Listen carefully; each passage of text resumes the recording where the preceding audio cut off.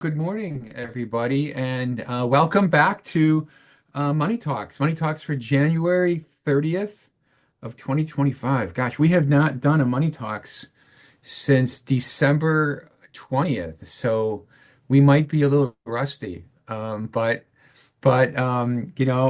pretty sure this is going to be a good one, for a change. Just, law of averages. We were due for a good one, so I'm excited about this because we have a really great topic today, and that's we're going to talk about special ed and special ed funding. I'm Mike Berry, Executive Director of WASBO, and let me first welcome in our usual co-host, Brian Adesso, the Director of Business Services for Menasha School District. Good morning, Brian. Good morning, Mike. How are you? I'm doing well, thank you. I should report that we do not have our other usual co-host, which is Andy Weiland. Um, Andy is involved in a contract dispute with Money Talks Management. He's holding out for more money, and he wants NIL rights and especially creative control. So he's not with us today. We might have to have tryouts for the new other co-host of Money Talks if Andy keeps this up. Um, Actually, I think Andy's got an appointment of some sort. I thought Um, Andy was making we are brownies also for our joined by fundraising. That's right. That's right. For Brian's Brownie fundraiser. Um, Great way to fund the public education. We're also joined by Ann Chapman, Research Director from WASBO. Good morning, Ann. Good morning, everybody. Okay, Policy Forum, you did some writing about special ed funding, so it'd be interesting to have your perspective. And our special guest today, we are delighted to say, is Jennifer Apodaca. Jennifer is the Director of Student Services for the Sun Prairie Area School District, which means she gets to work with Phil Fry. And Jennifer's had that role for 13 years, with about 20 years before that in building level leadership and special education teacher. Hey, good morning, Jennifer. We're delighted to have you. Good morning. I'm happy to be here. Okay, well, maybe you can tell just from the background. I'm remote from away from my usual WASBO location. So just to stabilize the internet, I'm going to turn my camera off. I'm sure someone's going to make a snarky comment about how that's going to improve the overall aesthetics of the show anyway. Um, but There it goes. Okay. So I'm going to do that. We're going to get this conversation started. This is a really great lineup of topics and much needed coverage for our school business officials. So with that introduction, let's dive in. Okay, so Ryan, can you advance the slide? We're going to start with the thing that business managers talk about all the time, which is the reimbursement percentage on the state categorical aid for special ed. We often take, well, it's about 30%.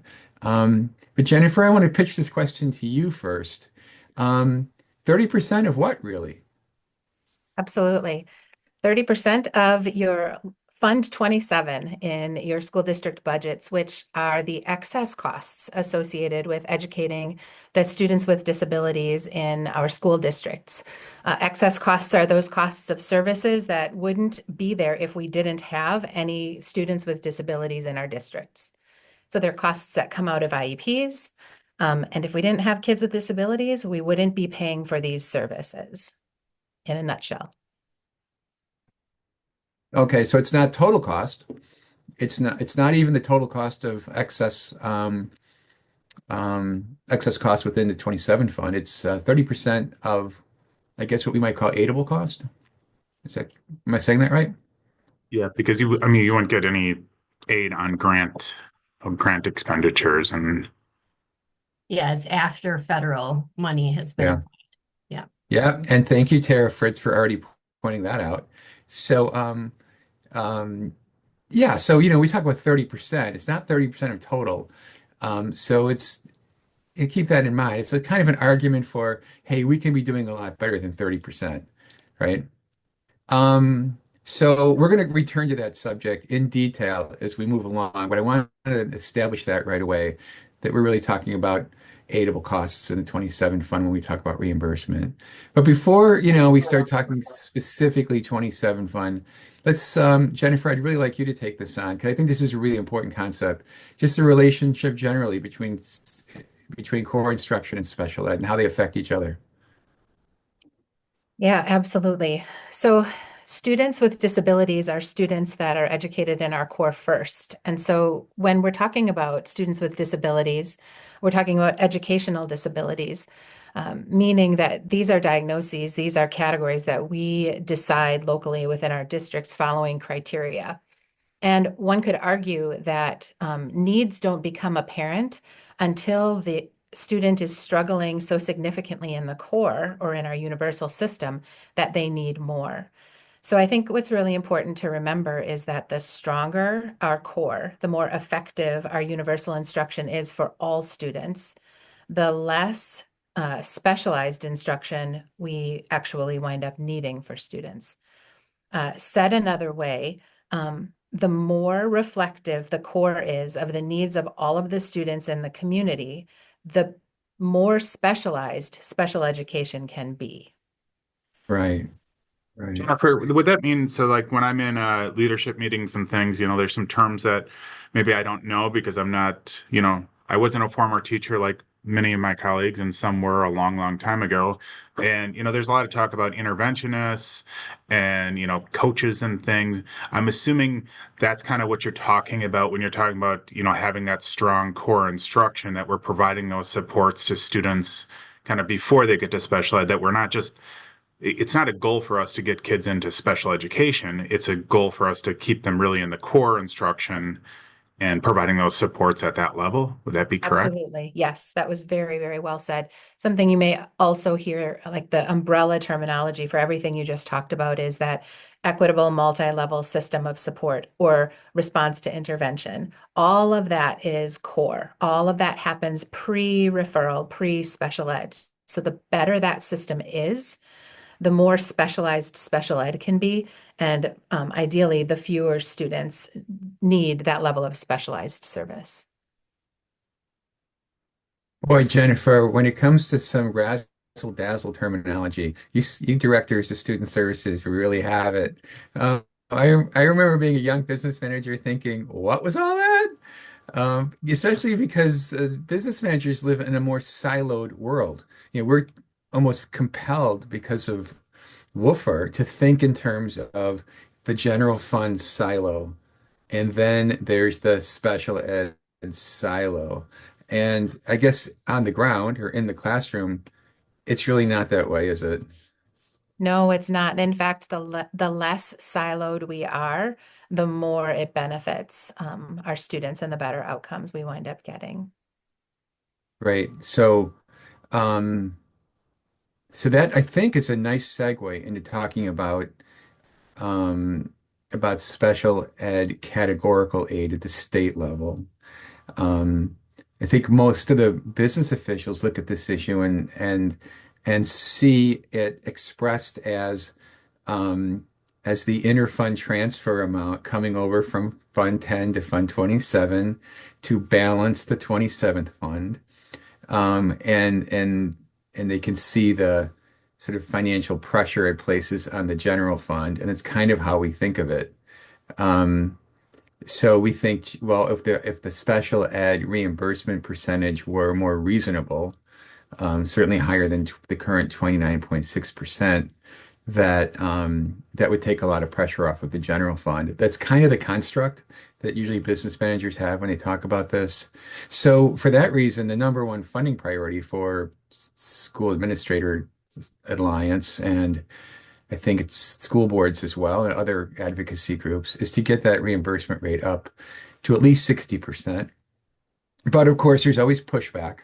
And I wanted to set up these two sort of criticisms of that proposal and see if we can't break them down a little bit. So the first thing you'll hear from an opponent or from a critic is well, hey, you're just creating a financial incentive for more spending in special education, which to me is a real head scratcher. Um, so I'm going to throw that one open to either Jennifer, Ann, or Brian to see what your response would be to that comment. From my perspective, like we look at our special ed program and what our students need for services, and I guess I don't understand, just because we have more resources, we would free up Fund 10 stuff. So I think this would actually get back to, um, what Jennifer was kind of just talking about. We'd want to strengthen our core initiatives here. So if we would get 60%, that would allow us to provide more interventionists to get people, less people into that special ed route and stop it. So I don't understand, how we would be spending more on special ed kids, unless they need additional services, just because we're getting 60%. And I would think Jennifer, would agree with that. We're not looking to get more money and then, for a horrible word to use, like bloat Right. IEPs with services. I mean, and that's not, I don't think that's anyone's intent ever with IEPs. They're getting the services that they need to meet the goals that are set forth. Right. Jennifer? Yeah, relative to that, I think the statement implies that we're not engaged in the strategic budgeting process when it comes to special education. It sort of implies that special education costs and needs are associated with influence and whim. And in reality, there's strategy to budgeting your special education costs in the same way that there's strategy to budgeting the rest of your district's costs. So, to me, Right. when I heard that, I thought, well, our budget wouldn't change. It's just that the reimbursement rate changes and the amount that our local dollars have to contribute decreases. It would go from approximately 60% down, to that. It flip-flops it to 29 Right. or 30%. Well, I think just from a financial perspective, then I'll turn it over to Ann. I don't know how you like, quote unquote like make money when for every dollar you spend, you're trying to get 60 cents back. I mean, any business that said we're going to spend a dollar and our strategy is to get 60 cents back for every dollar of cost isn't going to be in business very long. There is no financial incentive. The whole concept is bizarre. And I think like Brian and Jennifer, I think the point you're making is you lead with the needs. The money follows, but you don't change the need levels and you don't change the quantity of special ed based on the reimbursement mechanism. Ann?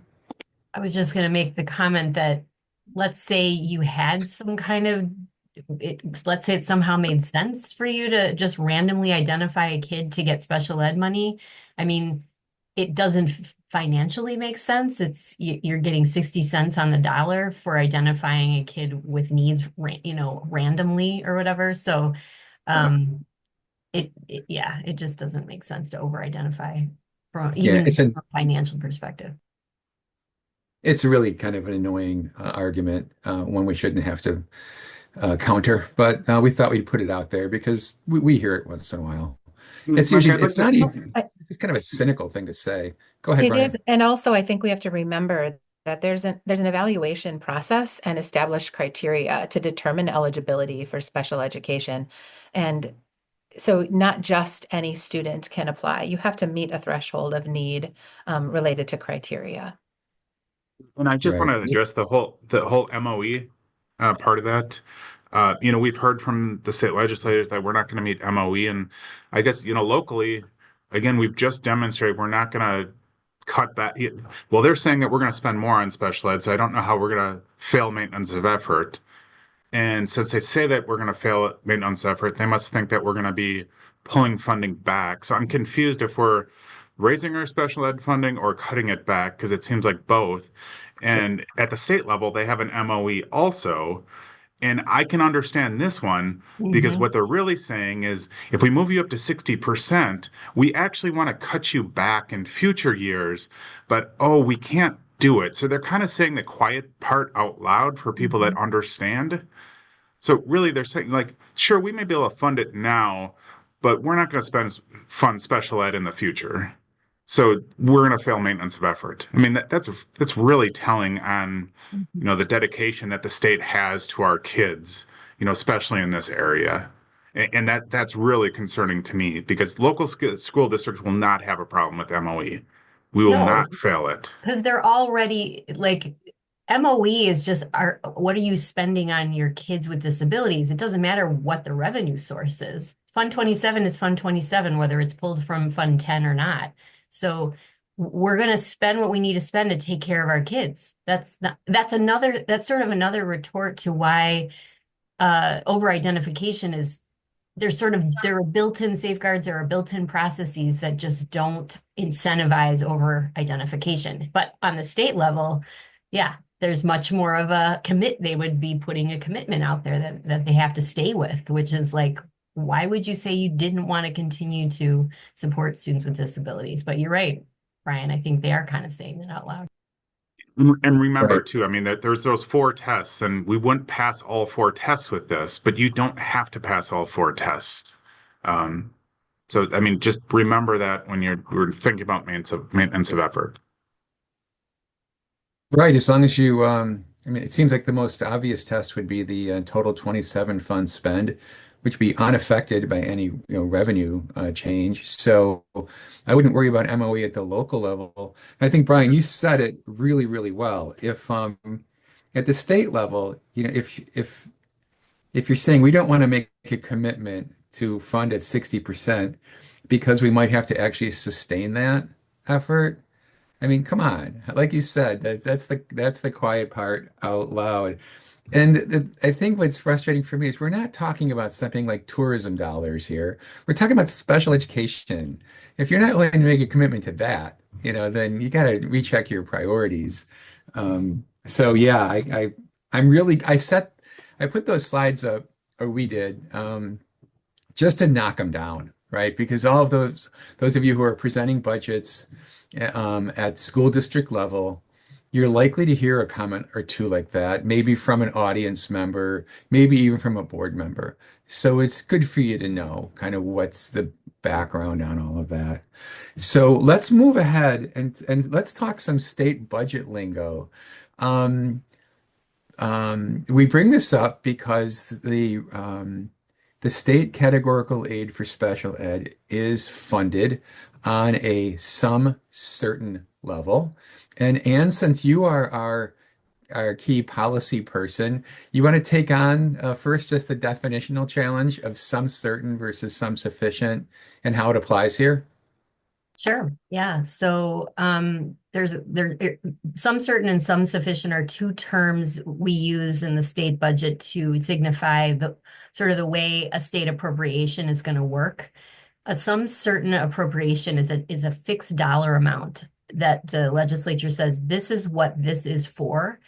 And if the purpose of it, the costs of that go above the amount of money that they've put up forth, then it gets prorated. So in the case of special ed, because there's some certain appropriations in the budget, but in the case of special ed, that's how we do it. We say, or the legislature says we're going to put this dollar amount forth, and this is what you have to use to, this is what we're going to provide to reimburse you for special ed.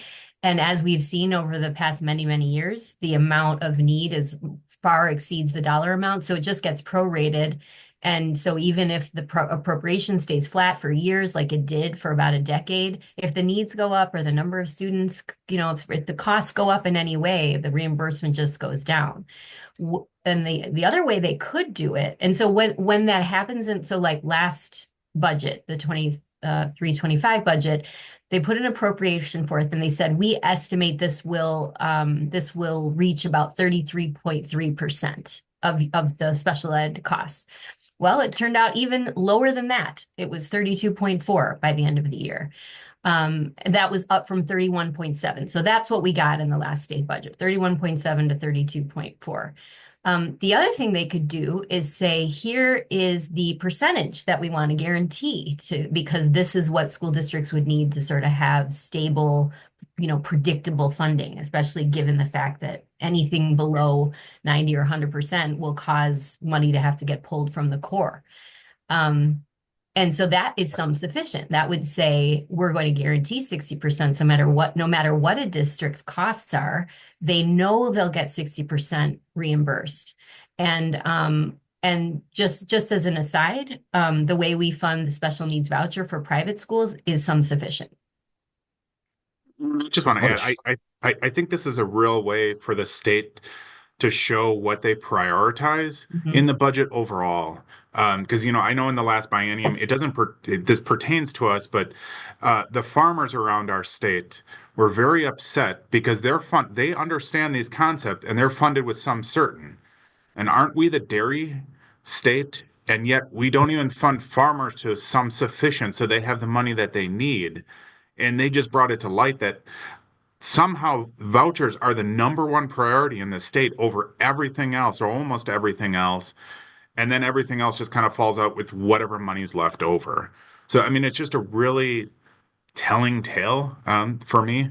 And this would be also an area where maintenance of effort for the state would also get more complicated. Because if there's some sufficient, and we do know that our needs are going up. We're not spending more just to spend more, but we do know that special ed kids seem to be coming to us with more and more significant problems, and some certain just isn't working. And with some sufficient, they would have to backfill that money, or they would fail maintenance of effort. Brian, I think experienced business managers know that when they're doing their budget for the next year, you kind of back off your special ed categorical aid by a couple of percent just to guard against this problem, right? Take kind of a cautious view. But it seems to me that if you if it turns out that you are going to receive less special ed reimbursement aid than you anticipated, you can't march down the hall and go see Jennifer and say, Jennifer, we need you to pull back on your spending by a couple hundred grand because our budget is off, right? It doesn't quite work that way, does it? No, it doesn't. And I'm curious, Mike, with that point, and I'm wondering if we can get some audience participation here. If people were kind of caught off guard by the reimbursement rate this year, I mean, if we could have like a thumbs up under the emotions. I'm just curious because when I'm talking to my region and other peers, it seems like a lot of people are caught off guard and they're short, a couple $100,000 or more in what they budgeted because the reimbursement rate was so changed. Mhm. Yeah, exactly. And you have to find some way to fix it. I see lots of thumbs up floating across the screen right now. Thank you, Brian, for even mentioning. Oh, now we got other kinds of emojis are going to start popping up here. So, I right. assume the So, face says, "Oops, I need to look into it." And right. I want to stress too that this is not Jennifer's fault. It's not any of our special ed directors' fault. We should not go back and yell at our special ed directors or the special ed director. Like, we're in this together. They didn't create this problem, but we're in it together, and we just need to have that open communication. Right. Right. Because it's just not this, Jennifer, what you've got, your spending plan is not really very optional, is it? No, it's not. And I think that goes back to the conversation that we were having earlier about silos. Really, Right. our processes around both I mean, the largest amount of Fund 27 go in probably all of our districts goes towards personnel costs. And so when we're also looking at the human resources, aspect of figuring out our budgets for upcoming years, the amount of the amount of connected planning, creativity and thinking that winds up needing to happen in order to make the best use of those personnel dollars, regardless of which fund they're coming from, is really significant. So, yeah, the worst thing we can Right. do is say that it's the fault of that our budget stressors when we know how complex and we know our biggest picture about our state level budgeting for all kids per pupil costs and the fact that they haven't changed over time. But yeah, blaming it on any particular subgroup, it's pretty unfortunate. Right. Right. So if you're Brian, you do not march down the hall to go see Jennifer and tell her she's got to reduce her spending. You stay in your own office and you got to figure out exactly what to do with that problem, right? And I think that's why we had the emoji parade going on there for a few minutes. That was actually very entertaining. Thank you. Okay, so it's risky. I totally agree with Brian's points about some certain funding suggesting something short of a real commitment. Um, it's a hedge, and it's of all the areas to be doing that, it seems like special ed funding is the last place you'd want to do that. Um, okay, so we've got a lot more ground to cover, and I want to dive into these related topics beyond the special ed reimbursement categorical aid. Um, why don't we take this one on? I remember when this was introduced, the high cost special education aid, or HCSE. If you knew HCSE, I'm impressed, because we just generally call it high cost. So how does this fit into the funding picture? And Jennifer, we'll start with you. Yeah.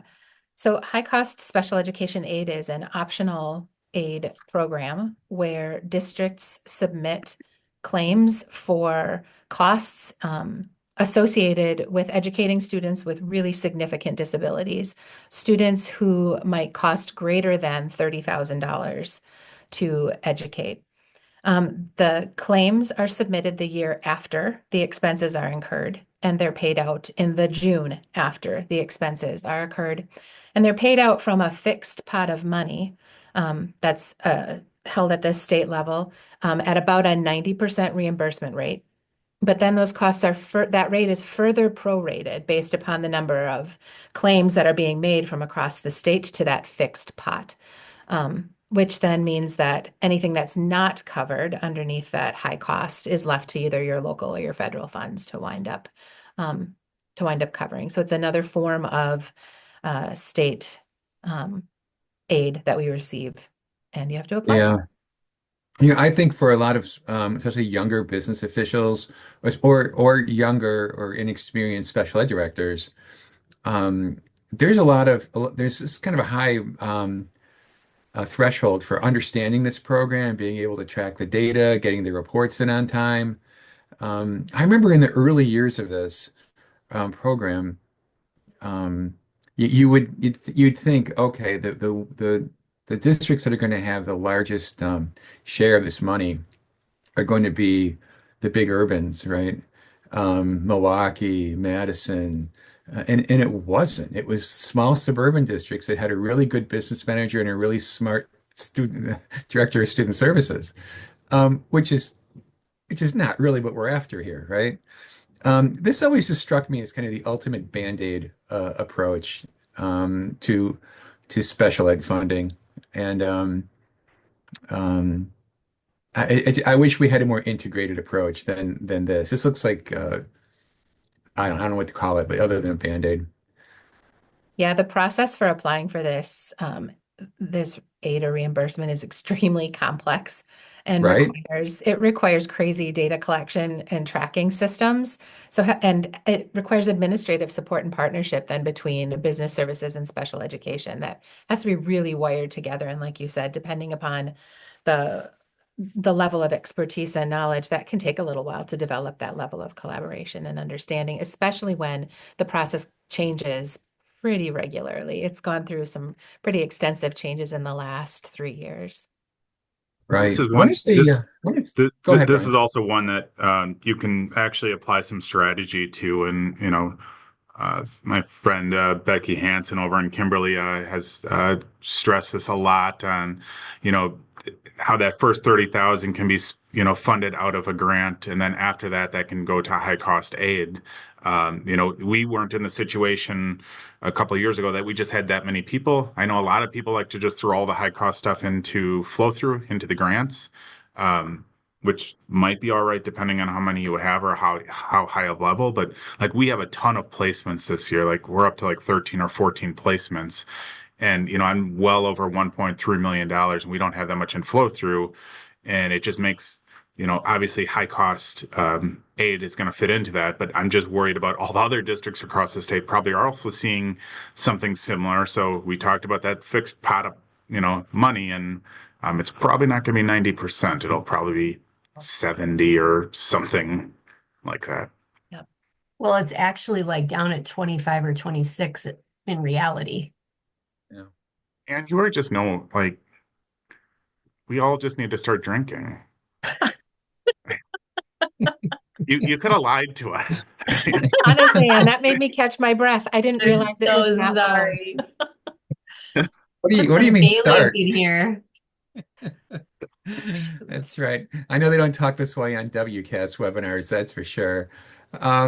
So yeah, kind of the ultimate Band-Aid program. I think that program was created when Libby Burmaster was state superintendent of schools, and she really pushed for that. And I think at the time it was meant to kind of highlight or put a spotlight on a high number of kids who were really high cost. Um, but I don't know that. So, okay, there was a spotlight, but I don't know that it had the intended effect of having the legislature say, wow, we really have to come up with another way. It's so it remains the Band-Aid that it has always been. And we at WASBO University, we're working most with the younger folks, and we're just trying to get folks to understand the woofer coding and to get the 011s project numbers where they belong, and not to forget about how to split the costs on the counselors and the psychs and the social workers. Getting to that next level that Brian, that you just rattled off like it was nothing about, how do you sort of layer the cost structure on a high cost needs situation? Like, oh, we're going to do this part as federal funding, we're going to do this part as high cost. That's like next level stuff. And Mike, I don't know that again, I it don't puts know a real the premium on having. but Mike, I don't know the school song like they do. So I mean there's priorities here. I mean, That's right. That's true. All right, let's move on because I really want to get these next two. Okay, so um, let's talk about services to private schools, and what are the obligations of the public school district and the business office in this area. Jennifer, let's start with you. Sure. So like what we're talking about is the equitable services requirement that's associated with Right. federal educational funding that we receive at districts. And so specific to this conversation, we'd be talking about a set aside portion of the federal money that we get for IDEA flow through needs to go in service of students who have disabilities at private schools. So that's what we're talking about here. And what that looks like is that we have to consult with private school representatives to determine, we calculate, first of all, the proportionate amount that we have to dedicate towards those services. And then we consult with caregivers of the kids in private schools who have disabilities, as well as the leaders of the students or the leaders of the private schools within our community about their priorities. And then we make a determination about, ultimately, the director of student services gets to make the determination about how we're utilizing that proportionate amount of money to provide services. So, for example, the direct services might come in the format of speech and language services for students who are in parochial private schools within your LEA. There might be some level of other related service provision like OT or PT consultation. I mean, things like that. Perhaps usually it's speech and language, though, is primarily, I think, where most of those dollars wind up going. Jennifer, there's we run into this, and I don't know if you guys run into it, and maybe we're just expensive, but the amount of services that it usually requires to service a child doesn't match the dollar amount, so that you kind of have to make that determination on, do you provide services up to that dollar amount and then cut it off, or are you going to do the right thing and eat into more of the district's precious resources to educate private school kids, and I get like it's a moral thing, but it also seems like it's a more of a, we can't afford to do this because we're just not given the resources. So it's like we cut them off, and I'm just wondering how do you guys deal with that? Because it's something we struggle with, but we're almost at the point that like that's how much you get. Sorry. Yeah, we uh, every year when I reevaluate what services we're going to provide. So one of the key things is communication is critical in this process, because when we're working with families and with schools, we remind them that these are determined on an annual basis. So just because it's a service that you might receive this year, it might not be a service that you receive next year. So that part where I anticipate, like I look at who the students are that are in the private schools that would receive a particular service. And then I estimate the amount of service that they would receive, and I estimate the cost. If it looks like it's going to go over the amount of money that it would take to provide that service from that staff person, I might say, okay, we can only provide these services to students in grades kindergarten through third grade or something this year. So trying really hard to keep it within that budgeted amount. And then right now, if we go over, we go over a little bit. I don't cut it off. We're pretty close usually in our budgeting, but I mean, we might go over like $1,000 or something like that, like our average is probably maybe $1,200 on a year. And that's probably pretty good budgeting when I think about it from our perspective. But what you raise is that really tricky position that we're put in to say, we've used up our money now, we can't provide any more services. And I bet by and large, systems haven't done that. And perhaps that's something we're going to need to be doing more of in order to draw attention to just the fact, again, that there are limited resources that are associated with this particular requirement. And we were, Jennifer, Brian, let me just jump in. I want to clarify something.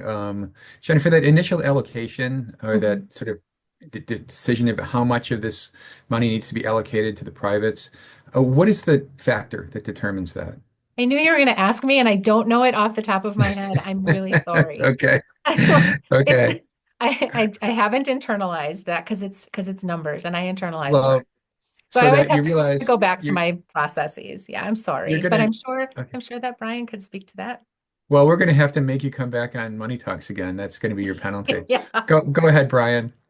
I was just going to say, like in Menasha, a couple of years ago, we got our allocation kind of was determined. However, Wise Grants, I'll say Wise Grants determines it for us. Okay, there you go. It's Perfect like answer. $15,000, but we were spending 30,000 plus, and we've kind of just like we just can't. Our own kids are getting hurt, by that, and it's not a fun decision. Right. Okay, hey, let's explore another sort of related topic. Ryan, if you can just advance the screen. I wanted to take a look at the Special Needs Scholarship Program. The word voucher is not in it. It's called a scholarship, but it's basically it's part of the voucher program. So and this is open to any of us here. Jennifer, you don't have to carry the ball on this one too much. What's the reimbursement like basis for this program? What does the scholarship look like today? And then what happens if costs for a child exceed the voucher amount? And you want to start with this? I'm sorry, I was trying to find the number, sort of the definition of proportional share for you guys. So could you repeat the question? I'm sorry, Mike. Always the researcher, aren't you? It's like I almost got it. waving a red cape in front of a bull when we throw out something like that. You're like, I'm going to find the answer. I wanted to talk about the special needs scholarship program and what is the dollar amount now, and then what happens in situations where the cost of educating the child exceed that initial sort of basic voucher amount. Yeah, good. Okay, so in 23-24, the voucher amount for the special needs voucher is 15,409 per student. If So every child, no matter what, and without any documentation about what that money is spent on, if you enroll as a student in the voucher program, that's the amount that is considered a full voucher, 15,409. If the school would like to, if there's a child in the school whose needs go above that amount, the school can get up to $23,114. And to do that, they have to provide a little bit of documentation about what they're spending the money on, like school districts have to do. So for all intents and purposes, and there's only 7 kids in the whole school, in the whole special needs voucher program in 23-24 that asked for that extra amount. And so for all intents and purposes, all but 7 kids get 100% reimbursed under the voucher program. If it goes above 23,000, then the school then the school gets reimbursed at 90% of the amount above 23,000, and the state kicks in for that, as opposed to it's being paid for through an aid deduction to the school district. If that makes sense. Did I say? Actually, that made a lot of sense. So, Okay. That provides an awful lot of protection, I suppose, for the private school budget, in that there's an initial guarantee of 15,000 or so. There's an entirely guaranteed next level up to 23. Yep. And if you got to go beyond that, you're covered at some 90% of the excess. Yeah. I mean, I can't help but point out that this is a little different than the 29.6% reimbursement that the school districts are receiving. Now, as Jennifer pointed out earlier, the 29.6 is based on excess cost. But geez, it's this completely different world. Yeah, and like I said, out of the 22,000 some students who are in the special needs voucher, only 7 apply for that extra. So even though it's not excess costs, you can imagine if they had excess costs beyond that, they would apply for more. So Yeah. that's There's a what the question law in is chat. for. That's why they fought for that law. So I don't know why they wouldn't use it if they didn't need it. Yeah. I feel like the school districts are placed in a much less secure financial position in terms of funding students, especially the low incidence, high cost kids. Because I can't imagine any scenario of grant funding and high cost and whatever else you could throw at it that's going to get um, to sort of an equivalent basis in the public schools. That puts a lot of pressure on public school budgets. Yeah, but I don't think I wasn't able to verify this before we aired, but and Jennifer, you might have some insight on this, but I think the special needs voucher is also separate from the proportional share equitable services part. So it's possible, I think, Jennifer, maybe you can verify that a kid could be getting support from both. The school district could be providing support under the proportional share side, and the kid could be getting a voucher.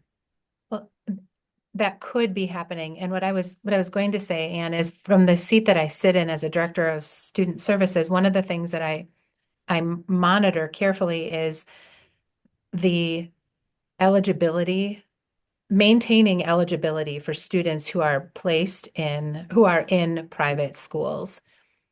So that is fine locally when they're in private schools and they're participating in the special needs scholarship program within our own district, because we are the LEA responsible for those evaluations.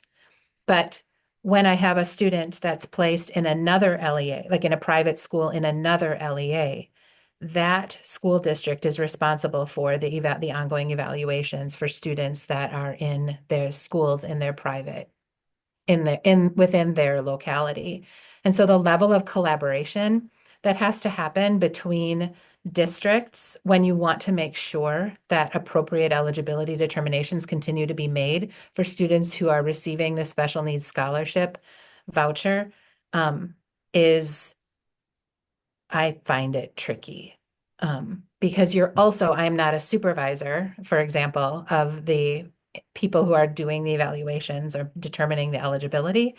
Now, again, the criteria should be constant, and it's working with the nuances of all of the different systems that are involved within that. It's just tricky. So I guess, why is that relevant?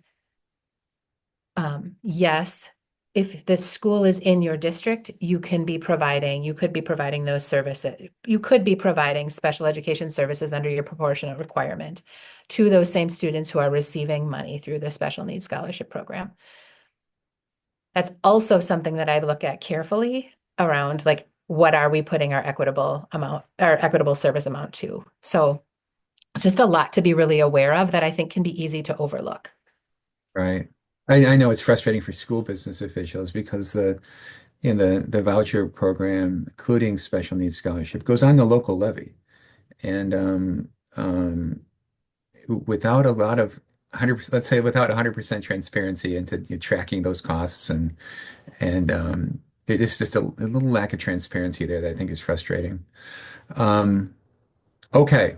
I think we've got time for one more topic before we have to wrap up. So, Ryan, let's take on the last one. And we kind of hinted at this earlier. Um, Collaboration between the special ed office, let's say Jennifer's office, and Brian's office, and how incredibly important that is. It doesn't just happen, it has to be made to happen between professionals. And I thought maybe I'd give both of you an opportunity to talk about that and the importance of it. And maybe we'll throw a hypothetical out there to illustrate the point, but let's just start there. Jennifer, and Brian, how do you approach this challenge? Um, so I'm thinking about my local context, which You've is got Phil, and Phil's I always right. I So do. I have there you Phil. And go. so Phil and I do. So Phil, myself, and our administrative support team do a lot of learning together all the time. And I think that's probably the key, is anybody who's working collaboratively on that team has to be constantly paying attention and learning, because things, as you all know, things always move in the area of the rules around our reimbursement, around our funding within the state. So our administrative support team works really closely together. My student services specialist and Phil's and our accountant work really closely together, because we're constantly making sure things are coded appropriately. We're making sure, because that's one of the biggest inefficiencies, is if staff members are coded to the wrong budget, or costs are coming from the wrong place, or they even challenge, like, is this something that really has to be special ed? This looks like something that's pretty much core. And it's really good to have key support staff that are able to think critically and notice those things and have those conversations themselves. And then again, Phil and I, as we keep doing our learning, pushing each other, asking questions, establishing a timeline for checks and balances, our own system for monitoring transfer of service and what we think we're doing. Like, we're always sharing the internal processes that we've built within special ed and student services, in service of, like, our budgeting timelines and our needs that Phil has at the universal, for the entire system. It's so personal and local. So, Brian, how do you guys do it? And I think for us, we have a really transient population. So about 10% of our population comes and goes throughout the year. So it's not unusual for us to get an outside placement in the middle of the year. And I'm sure Phil would love this, where it's $50,000 to $60,000 or more for an outside placement. And I didn't have a crystal ball. My special ed director didn't have a crystal ball to know to budget extra for that, because you don't really do that. So, I mean, in those cases, we have to sit down. And I was joking with Mike yesterday, and I'd say, well, can we place them somewhere else that's cheaper? But there's a level of professionalism here that, the special ed director is trying to do things the best that they can, and they're not trying to place them in the most expensive place possible.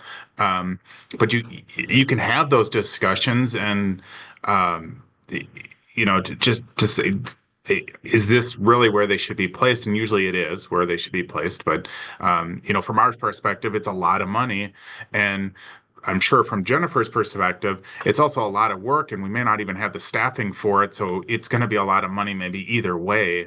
And just to have those conversations, and we're not special ed experts, and I don't think most special ed people aren't business experts, and the collaboration that Jennifer and Phil have is similar to some around the state. I mean, that helps get that common ground, but we need to be working together because special ed is an expensive department for us all, and there has to be that high level of collaboration, like what we talked about, the high cost. Just knowing where we're going to code it and code the thing, it just helps out. Guys, I got knocked off the call there for a minute. I don't know. I think I may have done something.